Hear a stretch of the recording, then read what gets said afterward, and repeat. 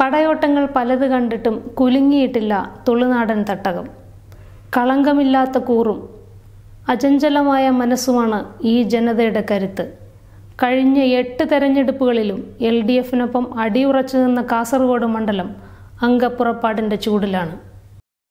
1.5 പതിറ്റാണ്ടായി P. Karunakaran MPയുടെ നേതൃത്വത്തിൽ സാധ്യമാക്കിയ നേട്ടങ്ങളുടെ ചരിത്രവും 1000 ദിനങ്ങളിൽ സംസ്ഥാന സർക്കാർ നടപ്പാക്കിയ വികസന പ്രവർത്തനങ്ങളും മണ്ഡലത്തിൽ പ്രഭ ചൊരിയുന്നു.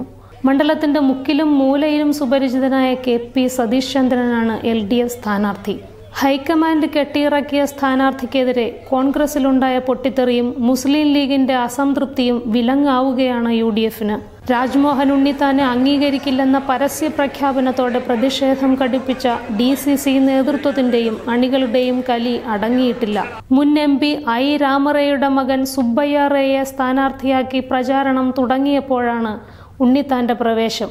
കന്നഡ മേഖലയിൽ ചോർന്നു തുടങ്ങിയ കരുത്ത് വീണ്ടെടുക്കാമെന്ന UDF പ്രതീക്ഷയ്ക്ക് മങ്ങലേറ്റതോടെ പ്രവർത്തനങ്ങളോട് മുഖം തിരിക്കുകയാണ് ജില്ലാ നേതൃത്വം.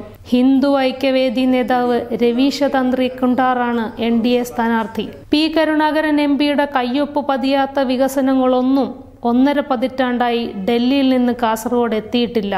MPയുടെ പ്രാദേശിക വികസന ഫണ്ട് വിനിയോഗത്തിൽ 97% തുകയും വിനിയോഗിക്കാനായി. ദുരിതക്കയങ്ങളിൽ മുങ്ങിത്താഴ്ന്ന എൻഡോസൾഫാനിരകൾക്ക് സാന്ത്വനത്തിൻ്റെ പുതുജീവൻ പകർന്നു. എൻഡോസൾഫാൻ ദുരിതബാധിതർക്കായി നബാർഡിൽ നിന്ന് 200 കോടി രൂപയുടെ പ്രത്യേക പാക്കേജ്. കാഞ്ഞങ്ങാട് കാണിയൂർ പാതയ്ക്ക് ഭൂമി ഏറ്റെടുക്കാനുള്ള അനുമതി.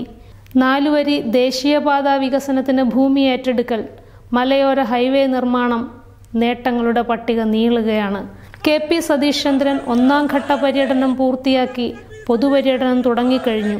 UDF BJP ശക്തി കേന്ദ്രങ്ങളെന്ന് അവകാശപ്പെടുന്ന മഞ്ചേശ്വരം, കാസർഗോഡ് നിയോജക മണ്ഡലങ്ങളിലും ഇടത് സ്ഥാനാർത്ഥിക്ക് നല്ല സ്വീകാര്യതയാണ് ലഭിക്കുന്നത്.